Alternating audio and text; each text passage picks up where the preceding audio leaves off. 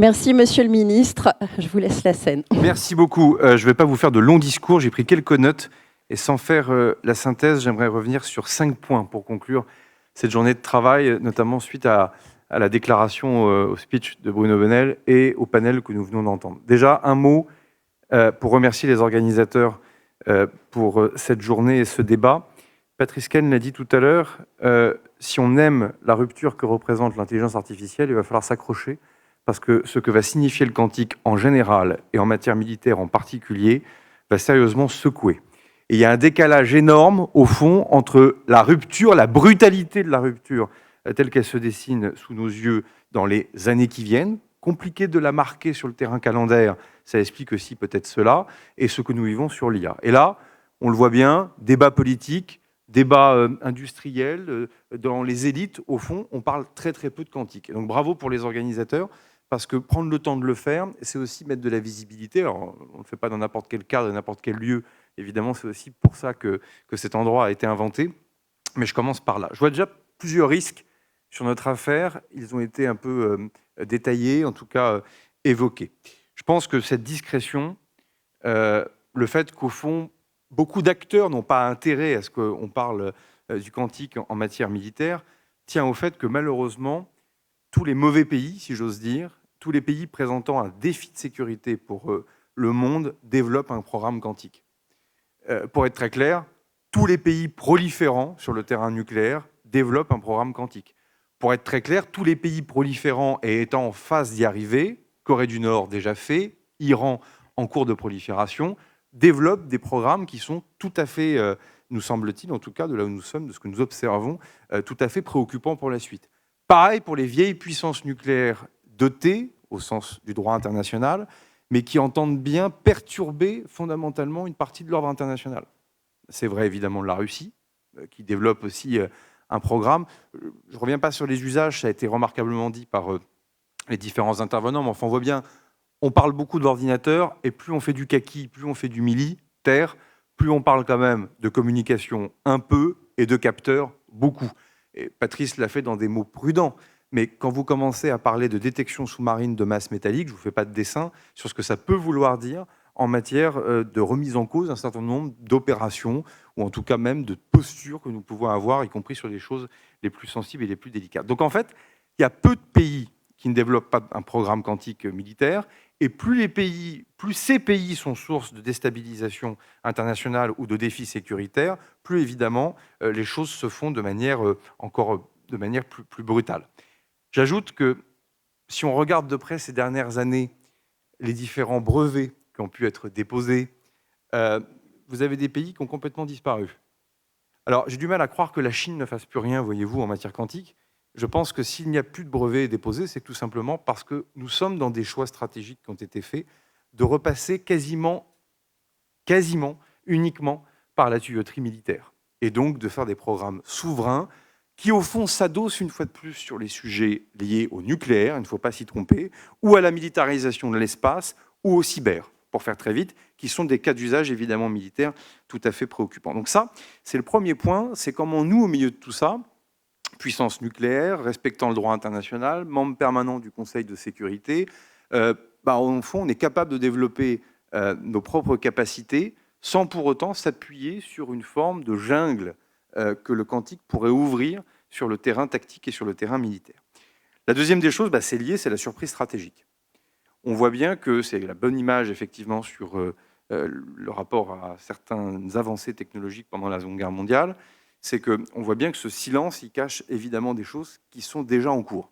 Et ça pose la question, nous, Européens, compris vis-à-vis de nos amis américains, de comment on veut se positionner. Ça a été dit par vous, Madame la directrice, le mot souveraineté. Et c'est jamais simple, au fond, sur les sujets militaires. Qu'est-ce qu'il faut partager ? Qu'est-ce qu'il faut travailler en open data, en ne se méfiant pas des collaborations, des coopérations, en ayant le plus de passerelles possible, parce que ça serait complètement absurde que de ne pas le faire. Et en même temps, qu'est-ce qui doit être traité très jalousement, soit parce que secret industriel, soit même parce que secret beaucoup plus redoutable qu'un secret industriel, c'est-à-dire un secret qui peut toucher à celui de la défense nationale. Et donc ça pose au fond la question, qu'est-ce que nous, Français, on veut ? Qu'est-ce qu'on veut faire seul ? Qu'est-ce qu'on veut faire à plusieurs ? Et il y a un impensé, c'est qu'est-ce qu'on veut faire entre partenaires européens ? Vous n'avez pas une ministérielle à l'Union européenne à Bruxelles, vous n'avez pas une ministérielle à l'OTAN dans lequel on prononce le mot quantique. Parce que même les élites militaires et politiques ont dû attendre ChatGPT pour découvrir l'intelligence artificielle. Et c'est ainsi qu'au fond, il y a un décalage entre ce que la communauté scientifique traite et ce qu'une part des élites politiques, budgétaires, économiques, que sais-je, sont amenées à traiter. Et c'est vrai également des sujets stratégiques. Et donc, le débat sur la souveraineté, vous voyez bien déjà qu'il part de travers, parce qu'au fond, on n'est déjà pas au clair sur ce qu'on veut faire soi-même et ce qu'on est prêt à faire à plusieurs.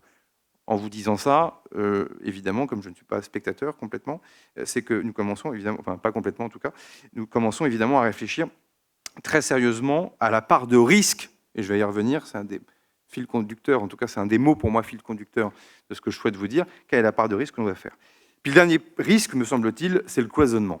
Je crois que là, l'œuvre d'aujourd'hui permet de casser un tout petit peu ce système de couloir de nage dans lequel chacun se trouve, et dans un pays, au fond, où parfois on oppose tout, quoi, le privé, le public, le militaire, le civil. Et c'est très rafraîchissant de vous avoir entendu les uns et les autres en se disant, voilà, on peut être directeur de recherche au CNRS et à la tête d'une start-up. Et ça, pour le coup, je crois qu'il n'y a pas beaucoup de schémas dans lesquels on ne va pas s'en sortir si on ne fait pas comme ça. Et donc, c'est évidemment, j'y reviendrai, aussi la question de comment on organise ce décloisonnement, notamment au sein de l'État, mais aussi entre le privé et le public.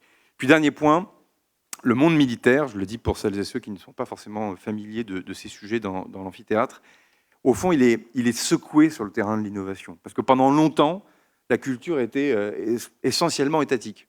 Vous mettez 1 euro ou 1 franc d'argent de dépenses publiques militaires sur la table, souvent adossé d'ailleurs à la recherche fondamentale de l'État, le CNRS, et donc ça donnait un programme nucléaire au hasard dans les années 60, et le nucléaire militaire permettait ensuite d'envisager un programme électronucléaire pour EDF.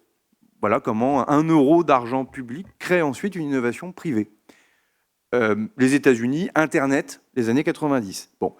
Et en fait, on vit désormais dans un monde qui est complètement différent, puisque la plupart des grandes innovations récentes sont plutôt des innovations qui viennent du monde du civil et qui trouvent ensuite un usage militarisé. Et évidemment, c'est la question des drones.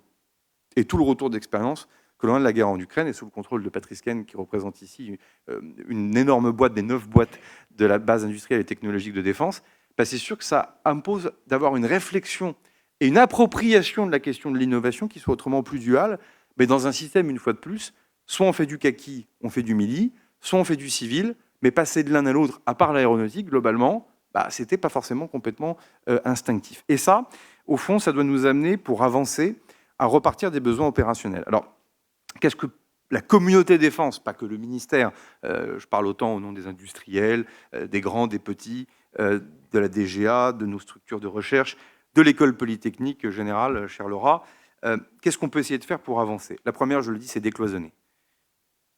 En 3 ans de temps, ce que nous avons réussi à faire sur l'intelligence artificielle tient au fait qu'on a remis de l'ordre sans abîmer la créativité. C'est la construction de cette agence qu'on appelle l'AMIAD, qui est une agence ministérielle dédiée. Dans les années 60, Pierre Messmer avait créé la direction des applications militaires du CEA pour suivre lui-même le programme nucléaire. J'ai fait pareil sur l'intelligence artificielle. Une autre voie est en train d'être prise pour le quantique. Mais au fond, sur l'IA, on en avait partout. On avait des marins qui faisaient des trucs sympas à Toulon. On avait des terriens qui faisaient des trucs sympas à Satory. On avait des gens de la DGA qui faisaient des trucs sympas. On avait des industriels qui faisaient des trucs sympas. Tout le monde faisait des trucs sympas. Mais enfin, moyennant quoi, on avait quand même un sérieux problème d'organisation symphonique. Et ça, on a réussi cette remise en ordre-là, qui permet quand même d'éviter les doublons, qui permet d'avoir une puissance de frappe et qui permet surtout, j'y reviendrai, d'avoir un effet d'entraînement. Parce qu'au fond, ce à quoi sert l'État, et singulièrement, historiquement, le monde militaire, industriel privé compris, c'est l'effet de levier, la capacité à créer la confiance et à entraîner.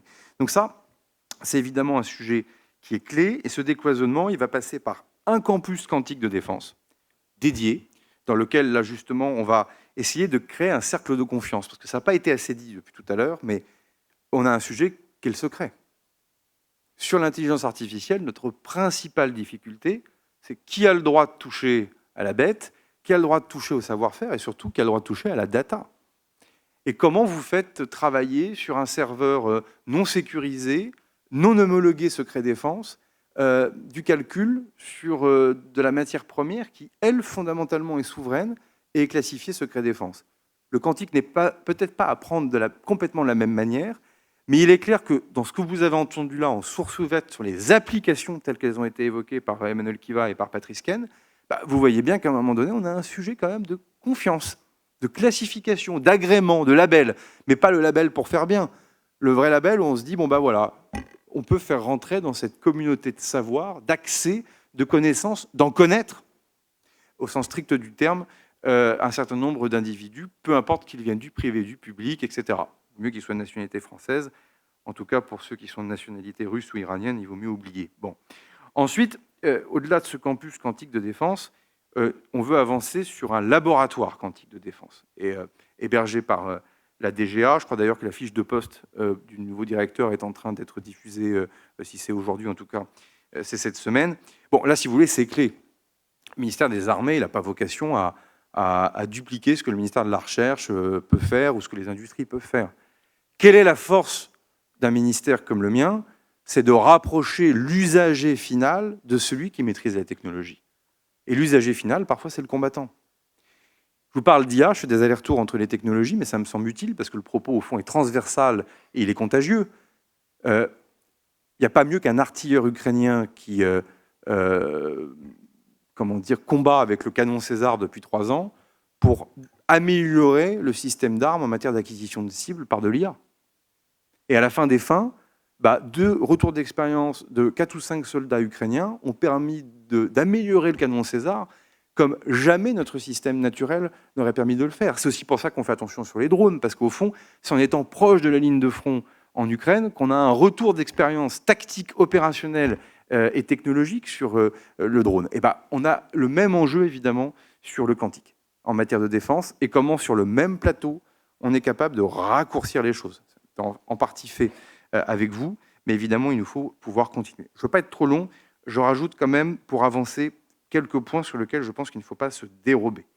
Le décloisonnement doit embarquer la question des ressources humaines. On ne peut pas ne pas apprendre de ce qui s'est passé déjà sur le cyber, sur le nucléaire, sur le spatial et un peu sur l'IA. Quand on commence à avoir des cerveaux formés ou quand on commence à avoir des gens de qualité, comment on arrive à les fidéliser? Comment on arrive à leur faire un parcours professionnel qui d'ailleurs peut alterner entre le public et le privé tout au long d'une carrière, qui d'ailleurs peut alterner entre le service de l'État en France et pourquoi pas contribuer avec d'autres pays si c'est faisable. Aujourd'hui, on bricole encore trop à la main. Il y a des choses qui sont faites, grâce d'ailleurs à l'école polytechnique, et je remercie la générale directrice, la générale, directrice générale de l'école, parce qu'au fond, on voit bien que ces parcours-là, on a su le faire jadis pour l'atome, parce que toute petite communauté, puis au fond, qui pouvait globalement piquer un marin atomicien, à part EDF ou Framatome, on avait vite fait le tour. Donc c'était assez facile d'appeler le PDG de Framatome et d'EDF en disant « Maintenant, vous arrêtez de me piquer mes sous-mariniers atomiciens. » Bon, vous voyez bien que sur le cyber, sur le spatial, sur l'IA, sur le quantique, ça ne sera pas possible. Donc comment, dans la souveraineté, on est capable aussi, de manière incrémentale, de réfléchir aux carrières. Et ça, c'est quelque chose sur lequel, à mon avis, il faut qu'on se dépêche, parce que c'est de là, à mon avis, où un certain nombre de nos difficultés peuvent jaillir à l'avenir. Pour avancer, il faut de l'argent. Je crois que là, les choses sont claires. On peut stresser le modèle autant qu'on veut. On peut demander aux gens la plus grande des ingéniosités. On peut faire des trucs absolument incroyables dans son garage le week-end. Mais enfin, à un moment donné, la manière dont on porte tout ça est clé. Est-ce qu'on est capable de mettre autant de milliards d'euros ou de dollars que les États-Unis d'Amérique, ou que d'ailleurs ce que la République populaire de Chine est en train de faire? En l'état, je ne le crois pas. Est-ce qu'on est capable de faire mieux que ce que nous faisons jusqu'à présent? Je le crois sincèrement. Ça passe par plusieurs choses. 1, assumer la dualité. Et je remercie vraiment Bruno Bonnell, parce que depuis qu'il pilote l'ensemble de nos investissements, France 2030, y compris avec tout ce que vous avez connu, la censure, le budget pas voté dans les temps, etc. Si vous regardez bien, à chaque fois, il y a une secousse sur France 2030, mais si vous y regardez attentivement, à chaque fois, France 2030 est préservée d'une manière ou d'une autre. Et sur l'essentiel, dont le quantique, c'est le cas. Et ça veut dire qu'il faut continuer de réfléchir dualité et d'être capable d'être ingénieux dans la manière de construire les plans de financement. Ça, c'est le premier point. La deuxième des choses, il faut évidemment aller chercher l'argent privé. Soit parce que des boîtes prennent les devants, et là aussi, hommage rendu à Thales, parce que sur les quelques grandes applications n'y a pas eu de commande de l'État. Si vous voulez. La DGA n'a pas appelé Thales en disant « Tiens, ça serait bien d'avancer sur tel ou tel truc ». C'est Thales qui a commencé justement ces plans de développement. Et après, évidemment, la DGA qui est allée rattraper Thales en lui disant « Maintenant, il faut aller plus vite ». Bon, mais et moins cher. Ce qui m'amène donc aux contributions des grandes entreprises pour ce faire. Il y a parfois des sauts technologiques sur lesquels on investit pour rien. Non, mais il ne faut pas se raconter d'histoire. C'est sûr qu'investir dans des trucs qui ressemblent à des Minitel ou des fax aujourd'hui, ça peut être un peu curieux. Bon, je ne vois pas très bien comment une grande boîte qui investit dans le quantique perd son temps si cette grande boîte entend encore être une grande boîte dans 20 ans. Donc, on revient là à une conversation qu'il faut avoir dans les boards, c'est la part de prise de risque. Et comment on la prend à plusieurs pour les boîtes françaises. Et c'est pour ça que je remercie Thales, parce que de loin, Patrice, c'est ta boîte qui a pris les devants sur cette affaire et qui a assumé de prendre des risques. Et ça, il faut qu'on continue à le faire. Troisième chose, la plupart, j'imagine beaucoup de patrons de PME dans cette salle, il y a évidemment des fonds à aller chercher chez les investisseurs. Et au fond, on est dans un moment où on y revient, c'est mon point de départ. Comme le quantique est peu porté de manière grand public, et que par définition, l'investissement privé est avant tout un cycle de confiance du grand public en général pour investir sur des technologies, bah là, on a un petit sujet de l'offre et la demande qui a du mal à se rencontrer. Ce qui, du reste, n'est pas propre au quantique, parce que sur l'ensemble des sujets militaires, nous avons cette difficulté, mais qui est plus liée d'ailleurs au fait que pendant longtemps, investir sur des armements était considéré comme étant sale. Souvent cet exemple, le nombre de petites PME sous-traitantes de notre dissuasion nucléaire qui se sont retrouvées ennuyées avec leur banque de proximité, leur banque de détail en France, en disant bah non, vous participez à un programme d'armes controversées, ce sont des armes de destruction massive, etc. Et donc, ils ont des difficultés avec leur banque pour la trésorerie du quotidien. C'est moins vrai maintenant, mais globalement, ça a quand même existé pendant de nombreuses années. Sur le quantique, et singulièrement le quantique en matière militaire, on démarre pratiquement de zéro. Ça veut donc dire que tous les grands fonds d'investissement qui sont en train notamment de se monter méritent une éducation ou une rééducation rapide au sujet quantique. Et ça, il va falloir qu'on s'y mette. C'est là où je pense d'ailleurs que et le labo et le campus ont un rôle à jouer parce que ça permet de labelliser. L'investisseur est rarement courageux. Donc, par définition, il est frileux. Quelqu'un de frileux a besoin d'être réchauffé et c'est ce à quoi peuvent servir l'État, justement, dans ce cadre-là. C'est comment on réchauffe aussi des tuyauteries de financement avec de l'argent privé qui, j'y crois énormément, donnera forcément de la rentabilité économique à un moment donné. Ou alors, c'est qu'on est devenu complètement communiste et qu'on croit à un call-cause et il n'y a que l'argent public qui permet d'avancer. Je n'y crois pas en la matière et je pense véritablement que l'on peut avancer. Enfin, il faut de l'argent public quand même. Et ça, évidemment, c'est là où la complémentarité entre les investissements civils, vous avez parlé du fait qu'il ne fallait pas déshabiller la recherche fondamentale, c'est absolument clé. Et il faut venir voir comment nous, précisément, ministère des Armées, on peut accélérer les choses en repartant de nos besoins opérationnels. Je ne vais pas vous agonir de chiffres, mais enfin, ayez en tête qu'entre 2024 et 2030, c'est quand même déjà 250 millions d'euros que mon ministère injecte uniquement dans le quantique. Quantique pur, pas les à côté, uniquement dans le quantique. Je ne devrais pas le dire, mais je le dis quand même. Globalement, pour 200 millions d'euros de plus, on change complètement d'échelle. Vous avez parlé de mise à l'échelle. Et ben, si on passe de 250 millions d'euros à 450 millions d'euros sur 2024, 25, on est déjà en 25, parce que nos affaires sont pluriannuelles, pardonnez-moi, vous voyez bien qu'on parle quand même de sommes qui, au fond, sont assez petites. Elles sont importantes pour le contribuable, mais à la marge de ce qu'est le budget des armées aujourd'hui, de ce qui doit être demain dans le cadre de notre réarmement, faire 200 millions d'euros de plus permet complètement de changer d'échelle. Changer d'échelle, c'est évidemment passer des commandes, commencer à prendre des risques sur certaines technos. Ça permet de fidéliser justement des parcours RH. Ça permet de commencer à des boîtes de rentrer dans un dialogue avec leurs banquiers ou leurs investisseurs parce que par définition, on commence à donner une perspective de moyen terme à défaut de long terme qui est complètement différente. En vous disant qu'on l'a chiffré, je ne veux pas faire d'annonce, mais enfin on est en train d'y travailler pour arriver justement à aligner un peu plus de moyens pour faire en sorte que ça décolle plus vite. Conclusion, je pense que maintenant, il faut prendre plus de risques. Et que, pour nous, en tout cas, il faut commencer de manière très incrémentale à tester des choses. Alors, la DGA a commencé à prendre ça à sa main, et le DGA singulièrement, personnellement, avec l'AID, cher Patrick, notamment sur la question des capteurs. Vous l'avez entendu tout à l'heure, notamment sur ces affaires de taille d'antenne, notamment en matière de guerre électronique.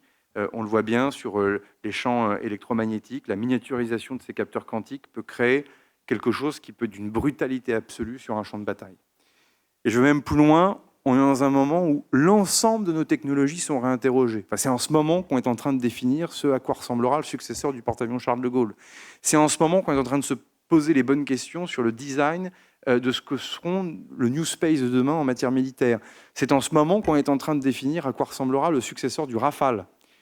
Vous voyez bien notre problème, c'est que si on prend trop de retard sur les capteurs quantiques, on va développer des plateformes de combat pour les années 2040, 2050 et 2060 qui, de manière incrémentale, n'auront pas forcément embarqué les capteurs qui vont avec. Je ne parle même pas de la crypto des communications. Et là, on a un sujet de synchronisation. C'est comme si on voulait faire un sous-marin à propulsion nucléaire sans maîtriser l'atome. Très ennuyeux. Donc là, on a un défi devant nous qui est majeur de resynchronisation de l'ensemble de cette affaire, tant sur le volet souveraineté que sur les questions de recherche, que sur les questions d'investissement, et au fond, sur quelles sont les premières commandes opérationnelles que nous sommes prêts à passer sur tel ou tel type d'usage ou sur tel ou tel type, de cas pratique en quelque sorte, sur lequel il faut prendre son risque, dans un environnement plutôt classifié, plutôt secret nous aussi, dans lequel on réussira, on ratera, mais peu importe, on aura débuté. Et c'est pour ça que je voulais venir conclure la journée, parce que pour moi maintenant, ce qui compte, c'est qu'on accélère. Merci à toutes et à tous.